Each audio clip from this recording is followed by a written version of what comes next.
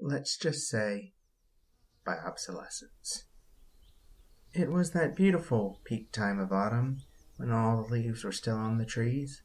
The branches were heavy with shades of red and orange and gold, and for that brief moment it could be imagined that they'd be that way forever.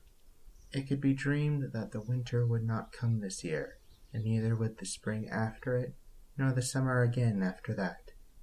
There'd just be the forest, with all of its fiery colors, and the cool, drifting breeze that sometimes blew by.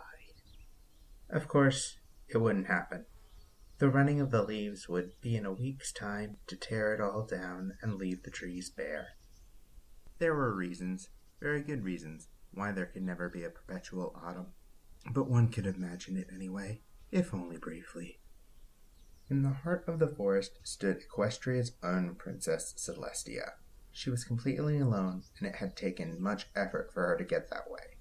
Canterlot was presumably in an uproar about her mysterious disappearance, particularly when she was due for a meeting with 3 different ambassadors, 2 distant relatives, and a concerned citizen. But so what? She felt free for a flickering moment. Not free enough to forget that she was still the princess, and that invariably, she'd be found and brought back. But so what? So what? She was, technically, away from it all. Still in Equestria, but far enough from the rest of it. The ponies, her loyal subjects.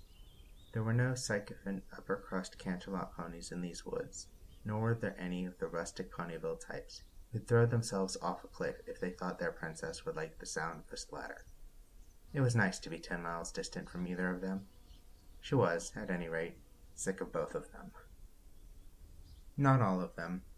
There were a few good apples in the bunch, so to speak. There were a few ponies who didn't make her despair, but those were few and far in between. Most of the populace, though, well, there was something wrong with them. They were shallow or stupid, or more often than not, both. Plus a few extra character flaws for good measure. And they didn't even know it. Didn't even notice how silly it was to panic and scream over every little thing. Didn't even realize how stupid it was to build their identities around the approval of every flash-in-the-pan pony who had achieved some minor fame in Canterlot. Didn't even. Well-meaning idiots, the lot of them. There had been an infestation in Philadelphia just 2 months ago. Paris Brights, nasty little buggers. What had brought them? Well, some traveling sales pony nonpareil had got the bright spark idea to go sell them as pets. The town, for its part, had been stupid enough to believe that Paris Brights, of all things, would make good pets. A spark, some dry leaves, a fire. And who'd been forced to clean up that mess? Who'd been called out of Canterlot to solve the problem Philadelphia had set on itself? Why, the princess, of course. A squirrel scampered by, twisting and turning its way past her legs.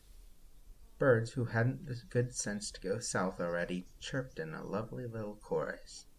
Yes, this was lovely. The sort of thing a princess needed when she wanted to get away from it all. Not away from it all forever. She'd never get away from it forever.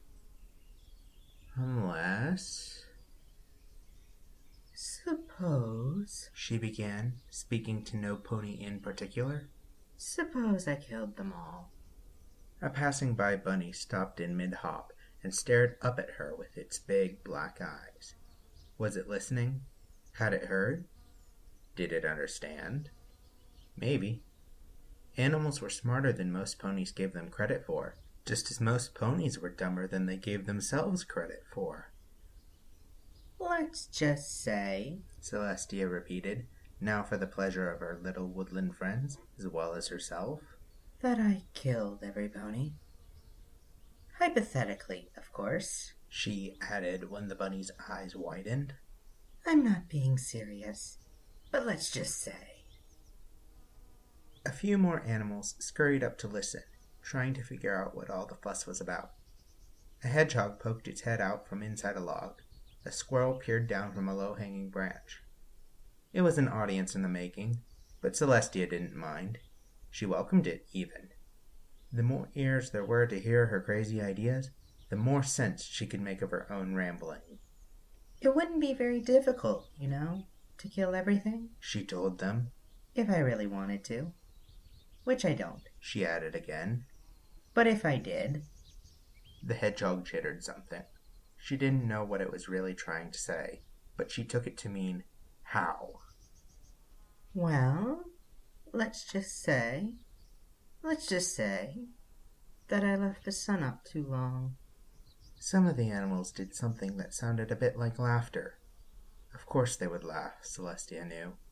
They didn't see it yet. Let me finish, she said patiently. Say I left the sun up too long. Not too long. Just a month. Maybe 2. That doesn't sound very bad, does it? More time to frolic and play and do what you want before going to sleep. Yes? Most of the animals nodded. An owl, listening sleepily from inside the tree trunk, silently disagreed. But that's what they'd all think at first. They'd say, "This is a little strange, of course." But no pony'd really question it. They don't ask questions if they think it's a good thing. Well, maybe Twilight Sparkle does, but she questions everything. The bunny made some angry scratching sounds. Get to the point already, it seemed to be saying. The rest of the audience followed suit and made noises to a similar effect. Well, if they insisted. And without any of them realizing it, it would happen. All of the water would dry up. Slowly, at first. Too slowly for any pony to notice. But all the rivers and lakes and ponds in Equestria would eventually evaporate. Little by little. No nighttime for them to cool off, you see. Just the heat from the sun. For days and days and days. The plants would all shrivel and die. They'd try to keep them for a while. Maybe schedule a few more storms. But it would only be temporary. The water won't last. Sooner or later, all the crops will wilt and turn brown. They'd still have the food stores, but those won't last either. And even if they did, what would they drink? The forests would burn at some point, dried out so thoroughly that the tiniest flare would set off a fire.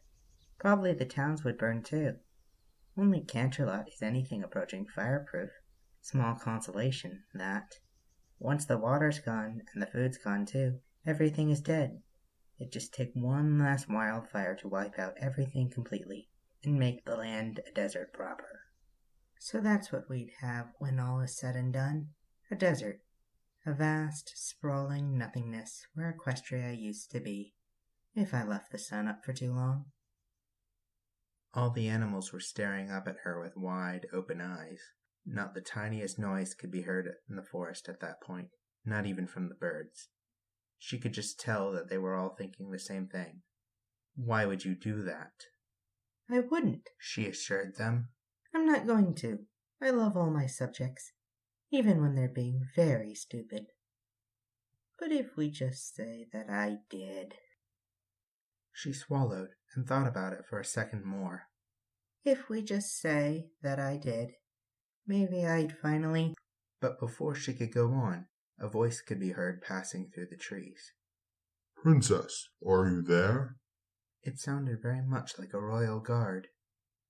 Oh dear, they found me at last, said Celestia, just the tiniest bit annoyed that she'd been interrupted.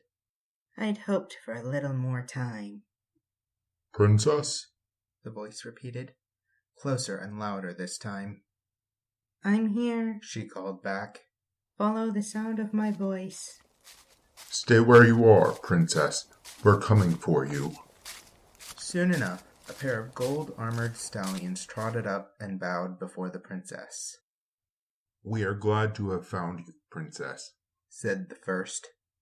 Every pony was much distressed to hear that you'd gone missing.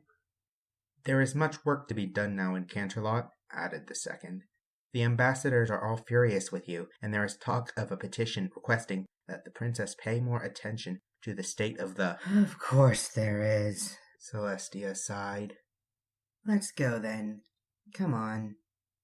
She turned to her new animal friends and gave them a wink before trotting off, flanked on both sides by her guards. A minute passed. 2. Hoofsteps in the distance. and then silence.